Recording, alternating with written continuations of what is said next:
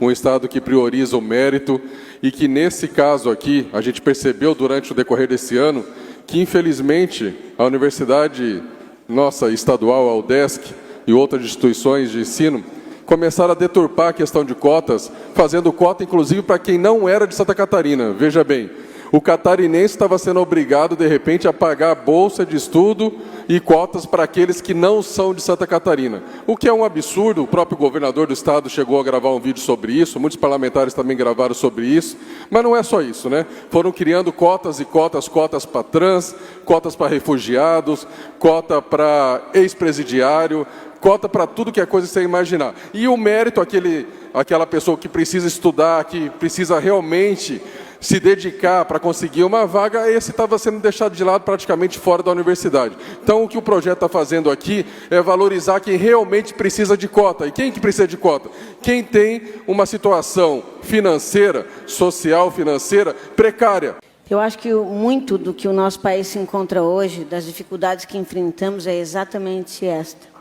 Quando nós imputamos o ideário de uma sociedade, abstraindo a empatia, e eu quero começar nesse ponto, a empatia ao próximo, ao ser humano, para discutir os temas que afetam a vida das pessoas, de seres humanos, seja pela pauta da esquerda ou pela pauta da direita, ou a conservadora e a progressista.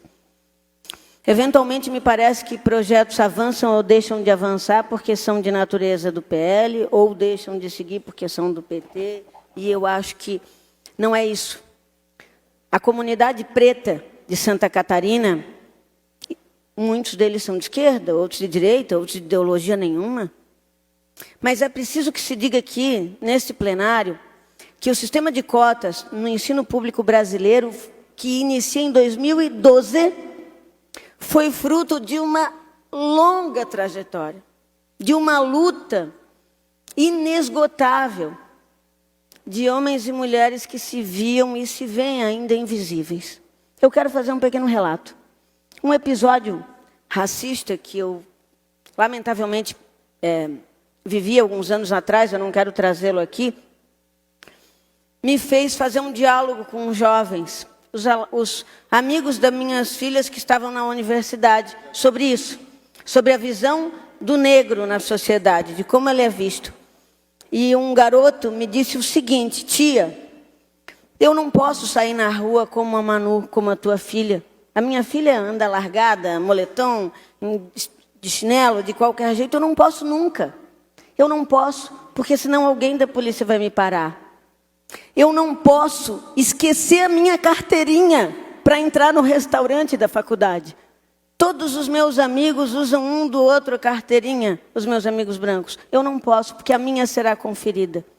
Eu não posso estar mal vestido dentro de um ônibus, porque se eu não estiver bem vestido, tia, as mulheres vão puxar a sua bolsa e vão achar que eu vou roubá-las. Existe um preconceito que não pode ser invisível para esta casa, pelo amor de Jesus. E o que eu apelo a vocês é que parem um pouquinho de pensar em esquerda e direita e pensem nas pessoas.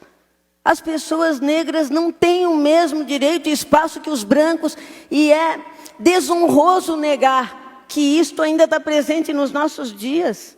Esse projeto, ele não promove justiça ou igualdade. Ele promove, na verdade, um apagamento. As cotas raciais, elas não são privilégios, elas são um instrumento de uma correção da desigualdade histórica profunda que ainda estrutura o Brasil e que, infelizmente, prova que também estrutura Santa Catarina. Nós somos o último país do Ocidente a abolir a escravidão. E fizemos isso sem garantir uma inclusão, acesso à educação, à cidadania plena para a população negra. O resultado está nos dados. Pessoas negras ganham, em média, cerca de 40% a menos do que pessoas brancas.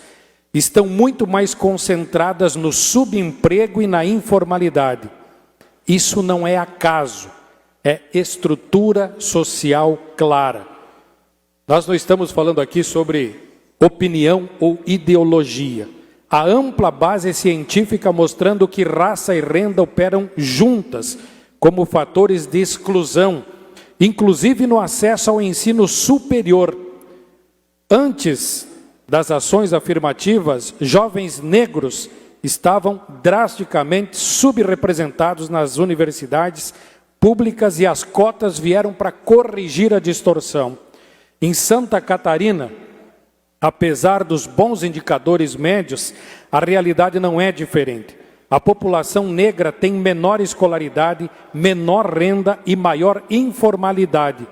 Fingir que isso não existe é escolher a cegueira institucional. Naquele momento, enquanto discutimos um projeto de lei, cumprindo nossas prerrogativas, cumprindo o que nós somos eleitos para fazer, levantou-se uma sindicalista, uma moça negra cotista, levantou-se na plateia do plenarinho e gritou: racista, por causa do meu voto contrário às cotas. Essa moça teve que pagar um salário mínimo de transação penal e foi condenada, recentemente saiu a sentença, R$4.000 terá que pagar a esta deputada por dano moral.